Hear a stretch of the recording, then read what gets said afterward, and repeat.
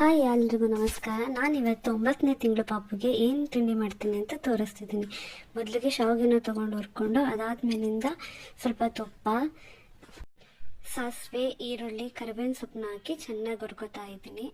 ಹುರ್ಕೊಂಡು ಸಾಫ್ಟ್ ಆದಮೇಲೆ next carrot ತುರಿನ ಹಾಕ್ತಿದ್ದೀನಿ.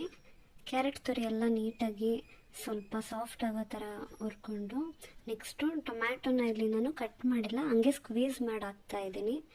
ಅದನ್ನು 9ನೇ ತಿಂಗಳು ಪಾಪು ಮಾಡ್ತಿರೋದಲ್ವ, ಅದಕ್ಕೆ ಸ್ಕ್ವೀಸ್ ಮಾಡಾದ್ಮೇಲೆ ನೀಟಾಗಿ ತಿರುಗಿಬಿಟ್ಟು ಜೀರಿಗೆ ಪುಡಿ ಮತ್ತು ಸ್ವಲ್ಪ ಪೆಪ್ಪರ್ ಪೌಡ್ರ್ ಹಾಕಿ ನೀರು ಹಾಕಿ ಚೆನ್ನಾಗಿ ಕುದಿಸ್ಬಿಟ್ಟು ಆಮೇಲೆ ಸಾಂಬಾರು ಸೊಪ್ಪನ್ನ ಹಾಕ್ತಾಯಿದ್ದೀನಿ. ಅದು ನೀಟಾಗಿ ಫುಲ್ ಕುದಿದ ಮೇಲೆ ಆ ಕ್ಯಾರೆಟ್ ಎಲ್ಲ ಚೆನ್ನಾಗಿ ಬೇಯಬೇಕು. ಅದಾದಮೇಲಿಂದ ನಾವು ಏನು ಫಸ್ಟೇ ಹುರಿದಿಟ್ಕೊಂಡಿದ್ದೀವಿ ಶಾವಿಗೆನ, ಅದನ್ನು ನೀಟಾಗಿ ಹಾಕ್ಕೊಂಡು ಮಿಕ್ಸ್ ಮಾಡ್ಕೊಂಡು ಬರಬೇಕು.